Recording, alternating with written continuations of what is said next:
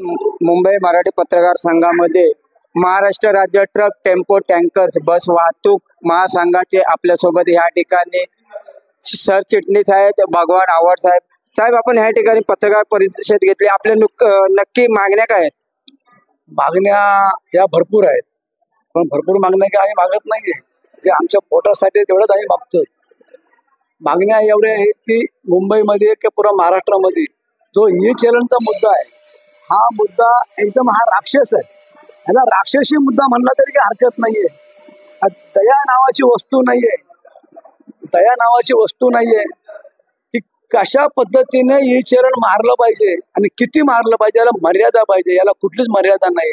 एका गाडीवरती 2-2, 3-3, 4-4 चलन दिवसाला मारतात आणि एका चलनाची किंमत आहे 1500 रुपये. दिवसाला 4 चलन मारलं तर 6000 रुपये. ती गाडी दिवसाला 1500 रुपये कमवत नाही. आज अक्षरशः आम्ही गाड्या बंद करून ठेवल्यात, गाड्या यार्डमध्ये उभ्या करून ठेवल्यात. त्या गाड्या यार्डात ठेवायच्या, आग लावून ठेवायच्या, अशी परिस्थिती आमच्याकडे निर्माण झाली आहे.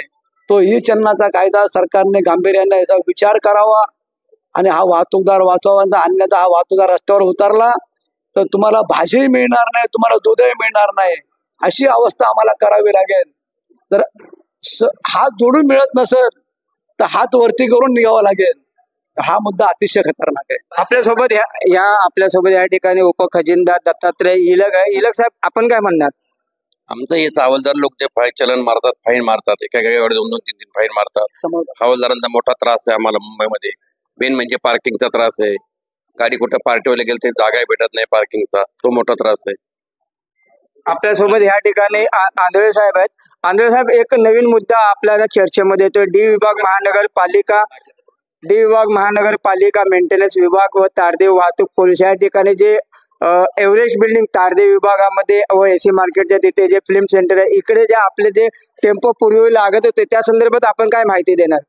आम्हाला सध्या आता जे बिल्डर आल्यामुळं आणि थोडं त्यांचा बी डिस्प्ले दाखवण्यासाठी थोडी जागा तो आम्हाला हटावं लागली आणि 50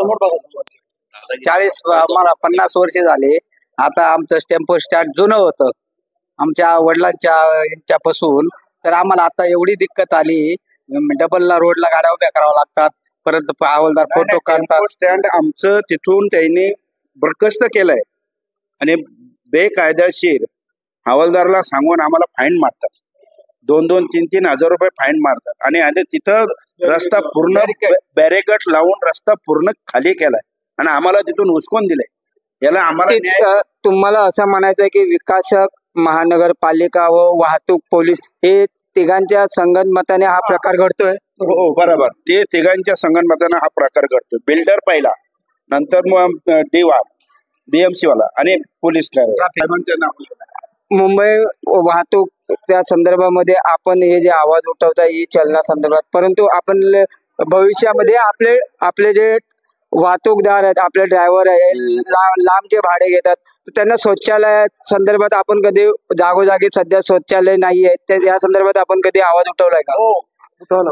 वेळोवेळी आम्ही निवेदन दिलेले आहे. आमच्या लहान लहान संघटनांनी सुद्धा सरकार दरबारी हा प्रश्न मांडलेला आहे आणि आता सुद्धा आम्ही तुमच्याकडे प्रेस नोट दिलेले, याच्यामध्ये पण उल्लेख याच्या अगोदर पण दिलेला आहे.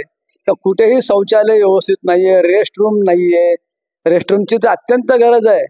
रेस्टरूम नसेल तर ड्रायव्हर थांबेल कुठे, गाडी कुठे उभा करावी, तो जो बाहेर कुठे गेला तो चोरी होऊ शकते. म्हणजे ड्रायव्हरला गाडी सोडून जाता येत नाही आणि ड्रायव्हर कुठे बाजूला गेला की लगेच टोविंगची गाडी येते आणि ती गाडीला टोविंग लागलं जातं आणि परत त्याला तो टोविंग चार्जेस हा फाईन पेक्षा 3 पटीने द्यावा लागतो. म्हणजे अतिशय वाईट परिस्थिती ह्या वाहतूकदारावरती आलेली आहे.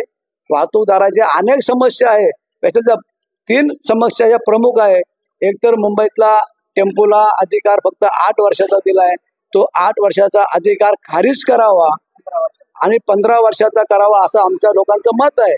पण तो कायदा कधी आणला होता? तो BS2, BS3 गाड्या होत्या, डिझेलची गाडी होती, प्रदूषण जास्त होतं, त्यावेळेचा तो कायदा आहे.